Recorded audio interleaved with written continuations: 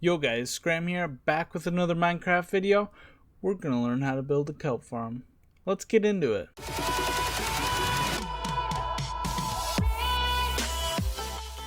Kelp farms are pretty simple to make. They're not too difficult, except for the water. The water can get a little bit tricky because you need to have before you put any of the water in here, you need to put a layer on top and then 2 buckets right here to allow for this flowing action over here to the hoppers to happen.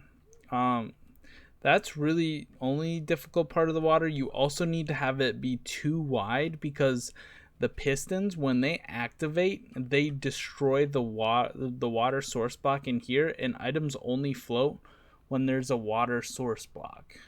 So you do need to take into account for that by putting 2 layers and fill everything in here with source blocks.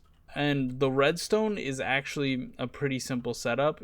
As you can see, observers on top, pistons right there, right above the bottom one, because you don't want to be breaking the bottom one because that's where it's going to grow from after it breaks again. And if you have it on the bottom one, you'll just have an activation once and then you won't have anything growing. So make sure you don't put it on the bottom one. The redstone back here is pretty simple. It's redstone pieces on the top here, and under them is repeaters pointing into the pistons. So when this block gets activated by the redstone on top of it, the activation activates the repeater and activates the piston.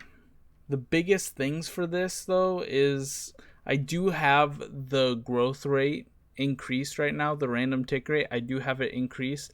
Make sure you have light because it is a plant and it does need light to grow.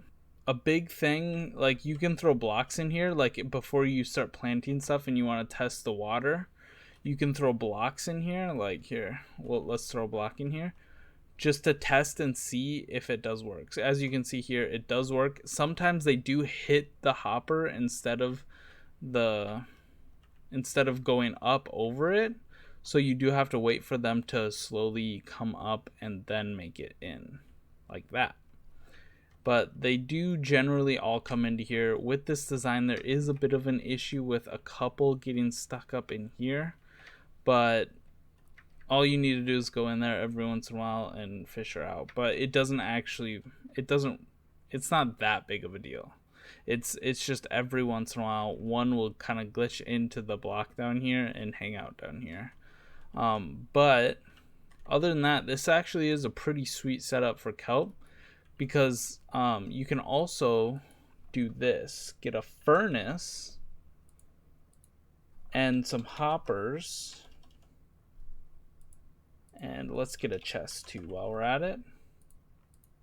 And some coal. And then you can like throw a chest right here, hopper into it, and throw a chest right here, hopper into that. And the kelp hoppers into the furnace here. You burn the kelp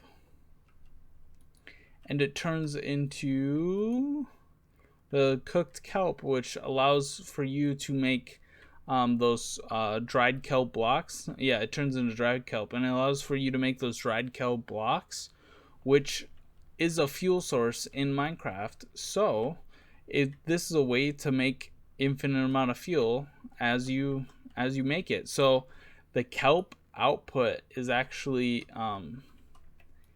it's greater than how much kelp you need to run this.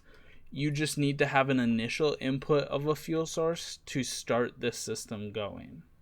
But after that, you can easily outmake the kelp to how much fuel you use up, which is honestly really nice. But yeah, this is a decent little kelp farm. Like I said, it is sped up a little bit, but that's not too big of a deal. And the biggest things you need to worry about is the water, because you need to make sure that they're always full blocks or the items won't float up. That's pretty much it for the video. If you liked, please like and subscribe for more content like this. And if you have any questions, concerns, improvements on the build, please comment down below. I'd really like to know them so other people can understand the improvements too. And go follow my Twitch if you want to see me live. I talk to you guys live. I'll comment on any feedback live or anything you guys want. Have a great day. Bye.